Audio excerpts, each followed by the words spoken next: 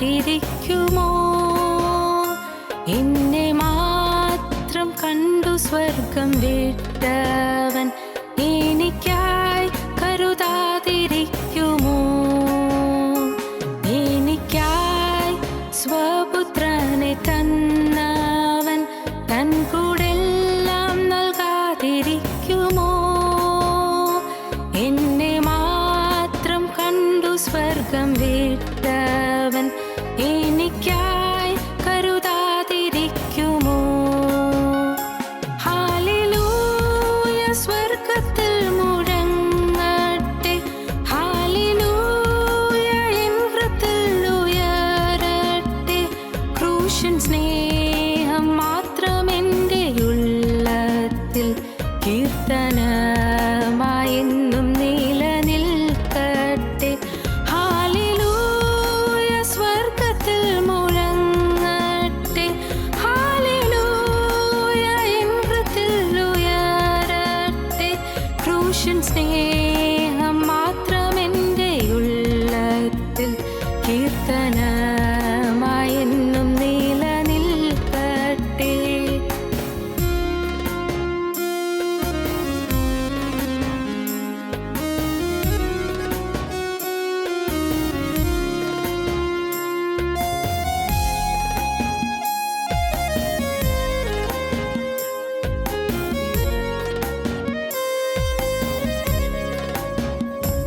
N പേർക്കായി യാഗമൃഗമായവൻ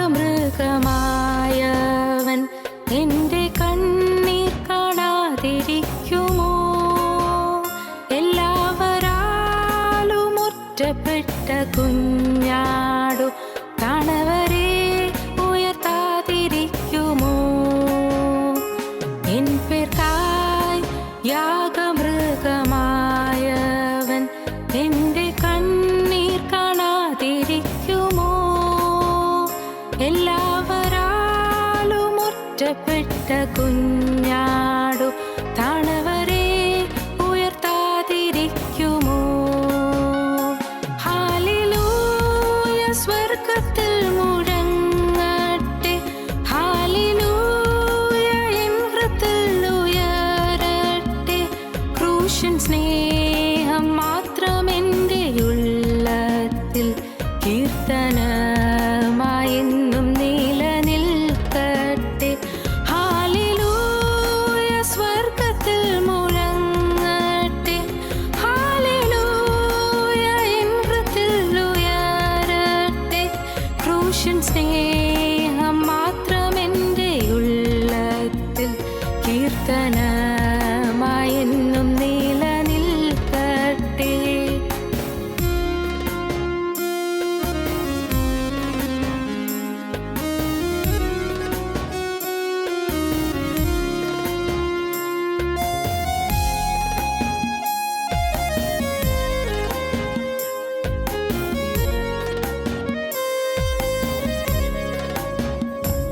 ഏറ്റം വ്യസനപുത്രനായിരുന്ന എഫേസിന്റെ അതിരുകൾ വിശാലമാക്കിയോൻ,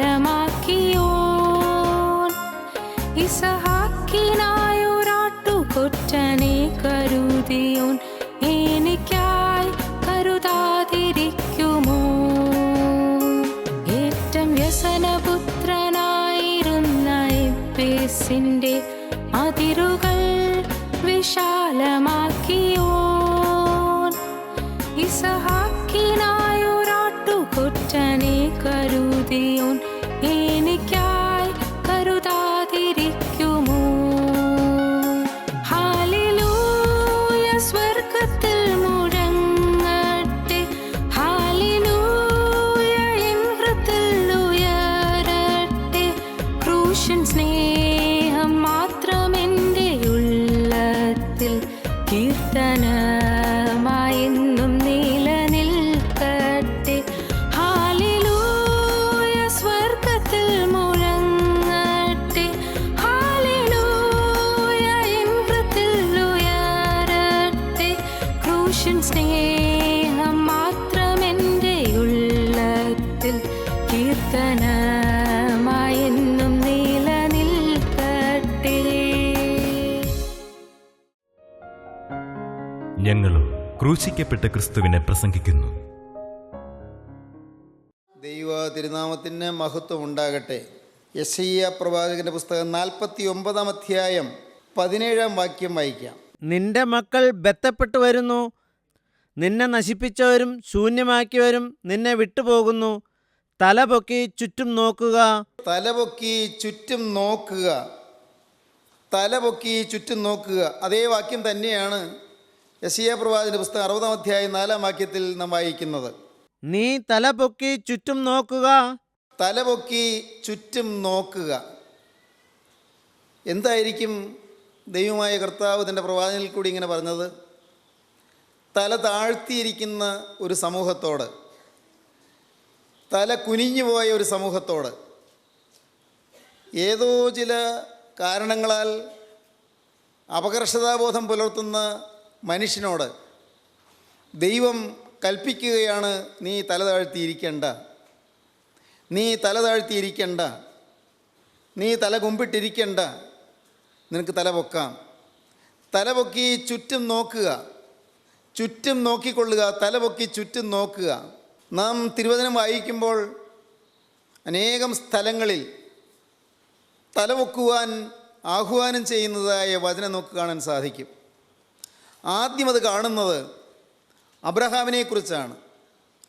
ഉൽപ്പത്തി പുസ്തകം 13 അധ്യായം 14 വാക്യം വായിക്കുമ്പോൾ അബ്രഹാം തലപൊക്കി നോക്കുന്നതായി നാം കാണുന്നു. അബ്രഹാം തല താണുപോയ ഒരു വ്യക്തിയാണ്. പലപ്പോഴും തല താണു പോകാറുണ്ട്, പലപ്പോഴും ക്ഷീണം തട്ടാറുണ്ട്, പലപ്പോഴും വാട്ടം വരാറുണ്ട്. നാം എല്ലാം അങ്ങനെയാണല്ലോ. പലപ്പോഴും വാട്ടം വരും, പലപ്പോഴും ക്ഷീണിക്കും, പലപ്പോഴും മടുത്തു പോകും, പലപ്പോഴും നാം നിരാശയിലായി പോകും. പക്ഷേ ദൈവം പറയുന്നു, തലപൊക്കി ചുറ്റും നോക്കുക. നാം ഉൽപ്പത്തി പുസ്തകം 13 അധ്യായം 14 വാക്യത്തിൽ കാണുന്നത് അബ്രഹാം തലപൊക്കി നോക്കി എന്നാണ്. തല താണിരുന്ന ദൈവദാസൻ തലപൊക്കി നോക്കി. നമുക്ക് വായിക്കാം. ലോത്ത് അബ്രാമിനെ വിട്ടുപിരിഞ്ഞ ശേഷം യഹോവ അബ്രാമിനോട് അരുളി ചെയ്തത്, തലപൊക്കി നീ ഇരിക്കുന്ന സ്ഥലത്ത് നിന്ന് വടക്കോട്ടും തെക്കോട്ടും കിഴക്കോട്ടും പടിഞ്ഞാറോട്ടും നോക്കുക. നീ തലപൊക്കി ചുറ്റും നോക്കുക. വടക്കോട്ടും തെക്കോട്ടും കിഴക്കോട്ടും പടിഞ്ഞാറോട്ടും നീ നാനാ ദിശയിലേക്ക് നോക്കുക. നീ തലപൊക്കി ചുറ്റും നോക്കുക. ദൈവം പറയുകയാണ്. അബ്രഹാമിൻ്റെ തല താണു പോയിരുന്നു. എന്താണ് കാരണം? ഒരുമിച്ച് പുറപ്പെട്ട ലോത്ത് തന്നെ വിട്ടുപിരിഞ്ഞു. അത്രയും ഒരുമിച്ച് വന്നു, പക്ഷേ ലോത്ത് വിട്ടുപിരിഞ്ഞു. വിട്ടുപിരിഞ്ഞതോടെ അബ്രഹാമിന് ഏതോ ചില നഷ്ടബോധങ്ങൾ, ഏതോ ചില മ്ലാനതകൾ, എന്തോ ചില ക്ഷീണങ്ങൾ അബ്രഹാമിൻ്റെ മനസ്സിൽ ഒരു വാട്ടം തട്ടിപ്പോയി. അബ്രഹാം ചിന്തിക്കുകയാണ്, എങ്കിലും എൻ്റെ കൂടെ പുറപ്പെട്ട എൻ്റെ സഹോദരപുത്രൻ എന്നെ വിട്ടുപോയല്ലോ. അവൻ ലോകത്തിൻ്റെ സുഖവും സന്തോഷവും തേടി അവൻ എന്നെ വിട്ടു പോയല്ലോ. അവൻ കൂടാരം നീക്കി അടിച്ച് സോദോമിലേക്ക് നീങ്ങിയല്ലോ. അബ്രഹാമിന് സങ്കടം സഹിക്കവയ്യ. പ്രിയപ്പെട്ടവരെ, ഇവിടെ ഒരു ദൈവദാസൻ്റെ ഹൃദയത്തിൻ്റെ വിങ്ങലുകൾ നമുക്ക് കാണാം. ഒരു ദൈവദാസൻ്റെ ഹൃദയത്തിലുള്ളതായ ഏങ്ങലടികൾ നമുക്ക് കേൾക്കാം. എന്താണത്? കൂട്ടായ്മയിൽ ഒരുമിച്ച് പ്രവർത്തിച്ചു, ഒരുമിച്ച് നീങ്ങി. ആരെങ്കിലും വിട്ടുപോയാൽ സങ്കടമുണ്ട്, വേദനയുണ്ട്, അടക്കാനാവാത്തതായ ദുഃഖമുണ്ട്. കുടുംബത്തിൽ ഒരുമിച്ച് നിന്നു, ഒരു കുടുംബത്തിൽ ഒരുമിച്ച് ജീവിച്ചു, ഒരുമിച്ച് പാർത്തു. ഒരാൾ നേരത്തെ അക്കരയ്ക്ക് പറന്നുപോയാൽ സഹിക്കാവതല്ല, താങ്ങാവുന്നതല്ല. അക്കരയ്ക്ക് ഇങ്ങ് പറന്നുപോയി, ഇനി കാണുമോ? ഇനി തമ്മിലൊന്ന് കാണാൻ ഒക്കുമോ? അറിഞ്ഞുകൂടാ. ഒരു പ്രത്യാശയില്ല, ഒരു ഉറപ്പില്ല, ഒരു ധൈര്യമില്ല. ഇനി കാണുമോ? വചനം പറയുന്നു കാണുമെന്ന്. വിശ്വാസിയായിട്ട് കടന്നു പോയെങ്കിൽ, ഞാനും വിശ്വാസിയായിട്ട് ജീവിക്കുന്നെങ്കിൽ കർത്താവായ യേശുവിൻ്റെ രണ്ടാമത്തെ വരവിൽ മധ്യാകാശത്തിൽ കൂടി കാണാം. ആ മഹാസമ്മേളനത്തിൽ, വിശുദ്ധന്മാരുടെ ആ സമ്മേളനത്തിൽ അന്ന് ഒരുമിച്ച് കാണാം എന്ന് പറയുന്നു. ആർക്കറിയാം? ഉറപ്പില്ലാത്തതായ ആളുകളുണ്ട്, അതിനെക്കുറിച്ചൊരു നിർണയമില്ലാത്തതായ ആളുകളുണ്ട്. ആർക്കറിയാമെന്നാണ് ചിന്തിക്കുന്നത്. ഇങ്ങനെയൊക്കെയാണോ സംഭവിക്കാൻ പോകുന്നത്? വ്യക്തമായ ധാരണയില്ലാത്തത് കൊണ്ട് തല താണുപോയവരുണ്ട്. വ്യക്തമായ ബോധ്യമില്ലാത്തത് കൊണ്ട് തല കുമ്പിട്ട് പോയവരുണ്ട്. ഏതെല്ലാം കാര്യങ്ങളിലാണ് ക്ഷീണം സംഭവിക്കുക? മനസ്സ് മടുക്കുക, മനസ്സിൽ നിരാശ വരിക. പ്രിയപ്പെട്ട പിതാവ് നേരത്തെ നഷ്ടപ്പെട്ടു പോയതിൽ അതിൽ മനം നൊന്ത് ഉള്ളം തേങ്ങി വിങ്ങിക്കൊണ്ടിരിക്കുന്നവരില്ലേ? പ്രിയപ്പെട്ട അമ്മ നേരത്തെ നഷ്ടപ്പെട്ടു പോയതുകൊണ്ട് സങ്കടപ്പെട്ട് ഏങ്ങലടിച്ച് കഴിയുന്നവരില്ലേ? പ്രിയപ്പെട്ട ഭർത്താവ് നേരത്തെ കടന്നു പോയതുകൊണ്ട് ദുഃഖിച്ച് വിവശതയോടെ കഴിയുന്നവരില്ലേ? പ്രിയപ്പെട്ട ഭാര്യ നേരത്തെ കടന്നു പോയതുകൊണ്ട് സങ്കടപ്പെട്ട് കഴിയുന്നവരില്ലേ? അത് ഭൗതികമായൊരു വേർപാടാണ്. എന്നാൽ അബ്രഹാമിന് വന്നത് ഭൗതികമായ വേർപാടല്ല, ആത്മീയമായൊരു വേർപാടാണ്. അബ്രഹാം ഒരു വിശ്വാസിയാണ്. അബ്രഹാം ദൈവത്തിൻ്റെ വചനം കേട്ട് പുറപ്പെട്ടൊരു ദൈവവൈതലാണ്.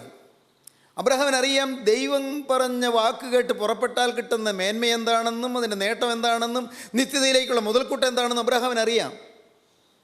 അതുകൊണ്ട് ആ മഹാഭാഗ്യമാണല്ലോ എൻ്റെ കൂടെ പുറപ്പെട്ട എൻ്റെ സഹോദരപുത്രന് നഷ്ടപ്പെട്ടത് എന്നുള്ള തിരിച്ചറിവിൽ നിന്ന് ഉള്ളം വിങ്ങുന്നു, ഹൃദയം വേദനിക്കുന്നു.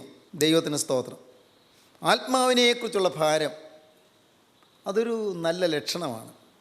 ആത്മാക്കളെക്കുറിച്ചുള്ളതായ ഭാരം, നഷ്ടപ്പെട്ടു പോകുന്നവരെക്കുറിച്ചുള്ളതായ ഭാരം, അറിഞ്ഞോ അറിയാതെയോ നരകത്തിൻ്റെ ഭീകര അന്ധകാരത്തിലേക്ക് നീങ്ങുന്നവരെക്കുറിച്ചുള്ളതായ ആകുലം, അതും ഏറ്റവും പ്രിയപ്പെട്ടവരാണ് പോകുന്നതെങ്കിൽ, ഇതുവരെയും കൂടെ സഞ്ചരിച്ചവർ, ഇതുവരെ ഒരുമിച്ച് പ്രാർത്ഥിച്ചവർ, ഇതുവരെ ഒരുമിച്ച് ശുശ്രൂഷ ചെയ്തവരുമാണ് പോകുന്നതെങ്കിൽ എങ്കിലാ ഹൃദയത്തിൻ്റെ വേദന താങ്ങാവുന്നതല്ല, സഹിക്കാവുന്നതല്ല.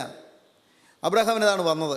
അബ്രഹാം തലകുമ്പിട്ട് പോയത് ഒരുപക്ഷേ നാം ചിന്തിച്ചു പോകും, ലോത്ത് നല്ല നീരോട്ടമുള്ള സ്ഥലമൊക്കെ തിരഞ്ഞെടുത്തു, എനിക്കിനി എന്നതാ, നല്ല സ്ഥലമൊന്നും കിട്ടിയില്ല എന്നോർത്ത് ഭൗതികമായ ഒരു ചിന്താഗതി കൊണ്ട് തലതാണ് പോയതാണോ എന്ന് സംശയിക്കാം. അല്ല, അബ്രഹാം ഭൗതിക ലാക്കിലേക്ക് നോക്കുന്നവനല്ല, ഭൗതികമായ നേട്ടങ്ങളിലേക്ക് നോക്കുന്നൊരു ദൈവവേദനയല്ല അബ്രഹാം. അബ്രഹാം കൂടാരങ്ങളിൽ പാർക്കുകയാണ്.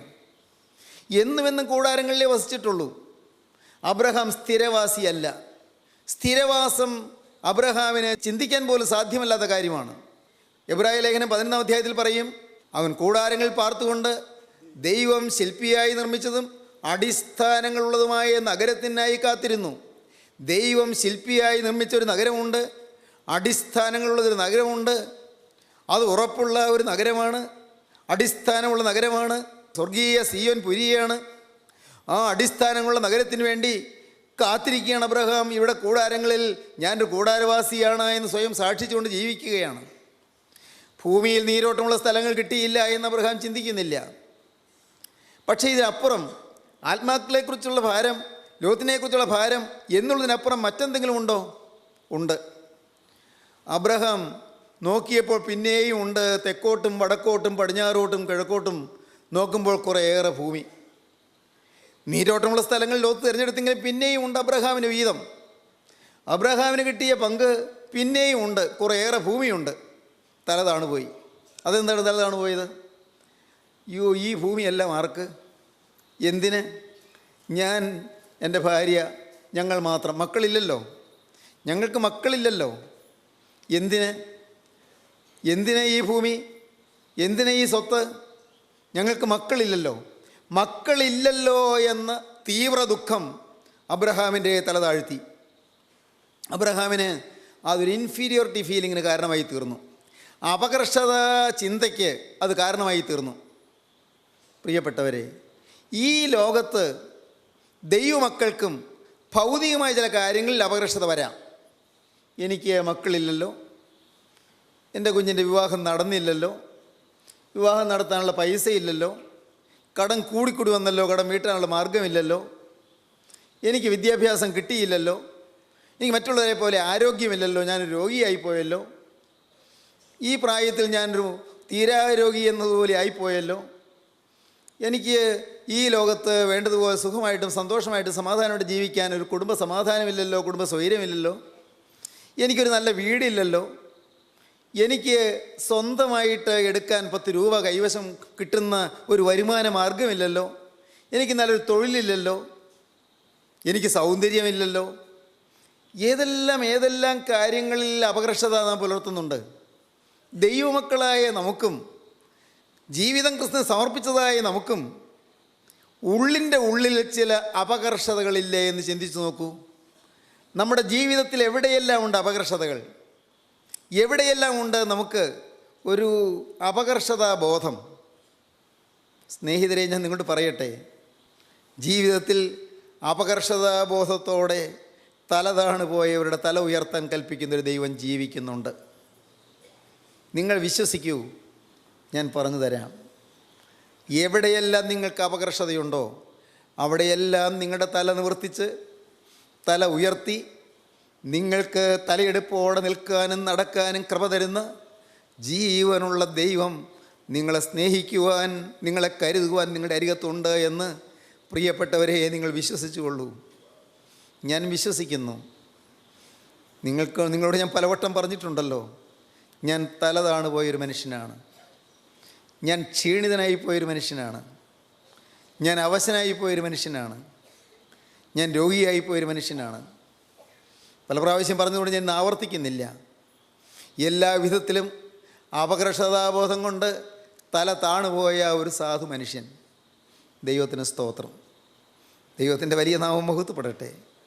എന്നാൽ ഒന്ന് ഞാൻ പറയാം, എൻ്റെ തല ഉയർത്തിത്തരുവാൻ കർത്താവായ യേശു ക്രിസ്തു എൻ്റെ ജീവിതത്തിലേക്ക് ഒരു ദിവസം എഴുന്നള്ളി വന്നു. എൻ്റെ ജീവിതത്തിൽ സമാധാനം തരാൻ എൻ്റെ ജീവിതത്തിൽ നാഥനായി അവൻ കടന്നു വന്നു. രക്ഷകർത്താവായി അവൻ എഴുന്നള്ളി വന്നു. അപ്പനായി അവൻ്റെ ജീവിതത്തിൻ്റെ ചുക്കാൻ പിടിക്കാൻ തുടങ്ങി. എന്നെ ക്രിസ്തു ഭരിക്കാൻ തുടങ്ങി. ക്രിസ്തുവിനെ നിയന്ത്രിക്കാൻ തുടങ്ങി. ക്രിസ്തുവിൻ്റെ കാര്യങ്ങൾ അന്വേഷിക്കാൻ തുടങ്ങി. ഞാൻ ഏകനല്ല എന്നുള്ള ബോധം എനിക്ക് തന്നു. ഞാൻ അപ്പനുള്ള മകനാണ് എന്നുള്ള ഒരു ഉറപ്പ് എനിക്ക് തന്നു. എനിക്കൊരു ഉടമസ്ഥനുണ്ട് എന്നുള്ള ധൈര്യം എനിക്ക് തന്നു. എനിക്ക് ഒരപ്പനുണ്ട്, എനിക്ക് രക്ഷകർത്താവുണ്ട് എന്നുള്ള ഉറപ്പെനിക്ക് തന്നു. എൻ്റെ കരുണയുള്ള കർത്താവ് ഈ നാളുകളൊക്കെയും എന്നെ അതിമനോഹരമായി അത്യൈശ്വര്യമായി അവൻ നടത്തി. നിങ്ങൾക്ക് അനേകർക്ക് വേണമെങ്കിൽ സാക്ഷ്യം പറയാനുള്ള കാര്യങ്ങൾ നിങ്ങൾക്ക് തന്നെയുണ്ട്. നിങ്ങളുടെ ജീവിതത്തിൽ ഒരിക്കലും നേരെയാവില്ല എന്ന് വിചാരിച്ചിരുന്ന കാര്യങ്ങളിൽ ദൈവം നിങ്ങൾക്ക് നീക്കുപോക്ക് തന്നത്, ഒരിക്കലും കരയേറ്റമില്ല എന്ന് വിചാരിച്ചിരുന്ന കാര്യങ്ങളിൽ ദൈവം നിങ്ങൾക്ക് പോക്കുവഴി തന്നത്, ഒരു കാലത്ത് രക്ഷപ്പെടില്ല എന്ന് വിചാരിച്ചിരുന്ന ചില രംഗങ്ങളിൽ ദൈവം നിങ്ങളെ അത്യത്ഭുതകരമായി ഉയർത്തിയെടുത്തത്, ദൈവം നിങ്ങളെ മനോഹരമായി ഇത്രയും കാലം നടത്തിക്കൊണ്ട് വന്നത്, എത്രയെത്ര കഥകൾ നിങ്ങൾക്ക് പറയാനുണ്ട്, എത്രയെത്ര അനുഭവങ്ങൾ നിങ്ങൾക്ക് ഓരോരുത്തർക്കും പറയാനുണ്ട്. അവസരം തന്നാൽ നിങ്ങൾ ഓരോരുത്തർ എഴുന്നേറ്റ് പറയുമെന്ന് എനിക്കറിയാം. എൻ്റെ സ്നേഹിതരെ പറയട്ടെ, അബ്രഹാം തലപൊക്കി. ദൈവം പറഞ്ഞു അബ്രഹാമിനോട് തലപൊക്കി നോക്കുക, കിഴക്കോട്ട് നോക്ക്, പടിഞ്ഞാറോട്ട് നോക്ക്, വടക്കോട്ട് നോക്ക്, തെക്കോട്ട് നോക്ക്. അബ്രഹാം എല്ലാം കണ്ടവൻ തന്നെയാണ്. ഈ ഭൂമി എല്ലാം എൻ്റേതായി എന്ന് കണ്ടവൻ തന്നെയാണ്. എനിക്ക് മക്കളില്ലല്ലോ, ആരനുഭവിക്കും? അബ്രഹാമിൻ്റെ ഉള്ള് പെടയുകയായിരുന്നു. പക്ഷേ ദൈവം പറഞ്ഞു, അബ്രഹാമേ നീ തലപൊക്കി നോക്ക്. ദൈവത്തിന് സ്തോത്രം. നീ കാണുന്ന ഭൂമിയൊക്കെയും ഞാൻ എന്ത് ചെയ്യാൻ പോകും നിനക്ക് പറഞ്ഞു തരാൻ പോവുകയാണ്. എന്താണ് നിന്നെക്കുറിച്ചുള്ള എൻ്റെ പ്രോഗ്രാം, നിന്നെക്കുറിച്ചുള്ള എൻ്റെ പദ്ധതി എന്താണ് എന്ന് ഞാൻ നിനക്ക് കാണിച്ചു തരാൻ പോവുകയാണ്. 13-ാം അധ്യായം 14-ാം വാക്യം മുതൽ വായിക്കാം.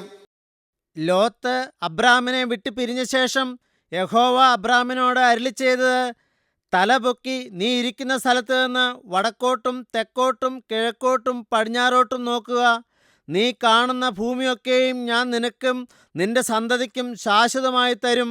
ദൈവത്തിന് സ്തോത്രം. എനിക്ക് മക്കളുണ്ടില്ലല്ലോ എന്ന് പറഞ്ഞ് കരയുന്നവനോട് പറയുകയാണ്, ഈ കാണുന്ന ഭൂമിയൊക്കെയും ഞാൻ നിനക്കും നിന്റെ സന്തതിക്കും ശാശ്വതാവകാശമായി തരും. ദൈവത്തിന് സ്തോത്രം. നിനക്ക് മാത്രമല്ല മോനെ, നിന്റെ സന്തതിക്ക് ഞാനത് വാഗ്ദാനം ചെയ്യുകയാണ്. നിന്റെ സന്തതിക്ക് ഞാനത് ഒരുക്കി വെച്ചിരിക്കുകയാണ്. നീ ഇന്ന് പറയുന്നു എനിക്ക് മക്കളില്ല എന്ന്, നീ ഇന്ന് പറയുന്നു എനിക്ക് ഇത്രയും പ്രായമായി വാർദ്ധക്യമായി എന്ന്, ഇനിയും എനിക്ക് മക്കളെ കിട്ടാൻ സാധ്യതയില്ല എന്ന്. എന്നാൽ സാധ്യതയില്ലാത്ത ഇടത്ത് അസാധ്യതകളെ സാധ്യതകളാക്കി മാറ്റുന്ന ജീവനുള്ള ദൈവം നിന്നോട് കൽപ്പിക്കുന്നു, നിൻ്റെ ജീവിതത്തിലെ അസാധ്യതകളെല്ലാം സാധ്യതകളായി മാറാൻ പോവുകയാണ്. അതെല്ലാം നിനക്ക് ഇതുവരെയും അനുഭവിക്കാൻ കഴിയാതിരുന്ന ചില അത്യത്ഭുതങ്ങൾ നിൻ്റെ ജീവിതത്തിൽ സംഭവിക്കാൻ പോവുകയാണ്. ദൈവത്തിന് സ്തോത്രം. പ്രിയപ്പെട്ടവരെ, ഞാൻ വീണ്ടും നിങ്ങളോട് പറയട്ടെ, ഇന്ന് നിങ്ങൾ കടം വാങ്ങി മടുത്തവരാണ്. ധാരാളം കടം വാങ്ങി മടുത്തവരാണ്. ഞാൻ ഇതിനു മുൻപ് നിങ്ങളോട് പറഞ്ഞിട്ടുണ്ടെന്ന് എനിക്ക് തോന്നുന്നു. ദൈവത്തിന് സ്തോത്രം. കടം വാങ്ങി മടുത്തു. മോനെ, നിൻ്റെ കയ്യിൽ ധാരാളം ധാരാളം കടത്തിൻ്റെ ഭാരമുണ്ട്, പ്രാരബ്ധങ്ങളുടെ ഭാണ്ഡക്കെട്ടുകളുണ്ട്. എൻ്റെ സഹോദരങ്ങളെ പറയട്ടെ, എന്നാൽ നാളെ ഒരു ദിവസം നിൻ്റെ മുൻപിൽ വന്ന് ചിലർ കൈ നീട്ടുവാനും അവർക്ക് നീ വാരിക്കോരി കൊടുക്കാനും കർത്താവ് നിൻ്റെ കയ്യിൽ നിറച്ചു തരുമെന്ന് നീ വിശ്വസിക്കൂ. ഇത് അസാധ്യമല്ലേ എന്ന് നിനക്ക് തോന്നും. ഇന്നുള്ളതെല്ലാം വിറ്റാലും കടം തീരുകയില്ല എന്ന് നിനക്ക് തോന്നും. ഇതെങ്ങനെ തീരാനാണ്? ഞാൻ ഈ കടത്തിൽ തന്നെ മരിക്കും എന്നാണ് നിൻ്റെ വിചാരം. ദൈവവൈതലേ, നീ കേൾക്കൂ. അത്യത്ഭുതങ്ങളുടെ ദൈവം ജീവിക്കുന്നു. കർത്താവായ യേശു ക്രിസ്തു ജീവിക്കുന്നു. അവൻ മരിച്ചു തീർന്നു പോയ ദൈവമല്ല, അവൻ മൺമറഞ്ഞു പോയ ദൈവമല്ല. അവൻ ഇന്നും ചരിത്രത്തിൽ ജീവിക്കുന്ന പുരുഷനാണ്. അവൻ ഇന്നും നിങ്ങളുടെ അരികിലേക്ക് വരികയാണ്. അവൻ നിങ്ങളെ സ്നേഹിക്കുകയാണ്. അവൻ നിങ്ങളെ കരുതുകയാണ്. നിങ്ങൾ ഇന്നത്തെ മാത്രമേ കാണുന്നുള്ളൂ. അവൻ നാളെയും നാളെ കഴിഞ്ഞും കാണുന്നു. അവൻ നിൻ്റെ അടുത്ത തലമുറയെയും അതിനടുത്ത തലമുറയെയും കാണുന്നു. വരുംകാല തലമുറകളെ അവൻ തലമുറകളായി പരമ്പരിതമായി അവൻ കാണുന്നു. എല്ലാവരെയും അവൻ കാണുന്നു. അവൻ നിന്നോട് പറയുന്നു, നീ തലപൊക്കി നോക്കുക. നീ കാണുന്ന ഭൂമിയൊക്കെയും ഞാൻ നിനക്കും നിൻ്റെ സന്തതിക്കും ശാശ്വതാവകാശമായി തരും. ദൈവത്തിന് സ്തോത്രം. പ്രിയപ്പെട്ടവരെ, അബ്രഹാം നല്ലപോലെ ഒന്ന് തലപൊക്കി. അബ്രഹാം നോക്കി, ഞാൻ എന്താണ് ഈ കേൾക്കുന്നത്? ഒരിക്കലും സംഭവിക്കാൻ സാധ്യമല്ലാത്ത കാര്യം ഞാൻ പിന്നെയും കേൾക്കുന്നല്ലോ. ദൈവം എന്നെ വ്യാമോഹിപ്പിക്കുകയാണോ? എൻ്റെ ദൈവമേ, ആ നദിക്കക്കരുത് നിന്ന് എന്നെ പുറപ്പെടുവിച്ച നീ ഇപ്പോൾ എന്നെ വെറുതെ മോഹിപ്പിക്കുകയാണോ? നദിക്കക്കരുത് നിന്ന് പുറപ്പെടുവാൻ എനിക്ക് ആജ്ഞ തന്ന്, എനിക്ക് നിയോഗം തന്ന് എൻ്റെ ദൈവമേ, നീ ഇപ്പോൾ ഈ പറയുന്നത് എന്താണ്? എനിക്ക് ഗ്രഹിക്കാൻ ഉൾക്കൊള്ളാൻ കഴിയുന്നില്ലല്ലോ. മകനെ, നിനക്ക് ഉൾക്കൊള്ളാൻ കഴിയുകയില്ല. നിനക്കിത് അംഗീകരിക്കാൻ കഴിയുകയില്ല. മകളെ, നിനക്കിത് മനസ്സിലാവുകയില്ല. എന്നാൽ നീ കേൾക്കൂ. ദൈവത്തിന് സ്തോത്രം. എല്ലാം ദൈവം മുൻകൂട്ടി കാണുന്നു. ദൈവമെല്ലാം കാണുന്നു. ദൈവമെല്ലാം അറിയുന്നു. അവൻ നിനക്ക് വേണ്ടി കരുതുന്നു. ദൈവത്തിന് സ്തോത്രം. അമ്മയുടെ ഗർഭത്തിൽ ഉരുവാകുമ്പോൾ തന്നെ അവൻ നമ്മെ കണ്ടിരിക്കുകയാണ്. അവൻ നമ്മെ അറിഞ്ഞിരിക്കുകയാണ്. അവൻ നമുക്ക് വേണ്ടി കരുതുകയാണ്. അവൻ നമ്മെ സ്നേഹത്തോടെ അടുപ്പിക്കുകയാണ്. ഇന്ന് ഈ സമയത്തും യേശുക്രിസ്തുവിൻ്റെ സ്നേഹം നിങ്ങളെ തേടി നിങ്ങളുടെ അരികിലേക്ക് വരികയാണ്. ആരെല്ലാം മ്ലാനമതൻ്റായിരിക്കുന്നുണ്ട്, ഓരോരോ വിഷയങ്ങൾ ഓർത്ത് ദുഃഖിതരായി ആരെല്ലാം ഇരിക്കുന്നുണ്ട്. എന്നാണ് എൻ്റെ ദുരിതം തീരുക എന്നോർത്ത് ആരെല്ലാം ഇരിക്കുന്നുണ്ട്. എൻ്റെ ഈ കഷ്ടതയ്ക്ക് എന്നാണ് ഒരു അറുതി എന്നാണ് നിങ്ങളുടെ മനസ്സിലെ ചിന്ത.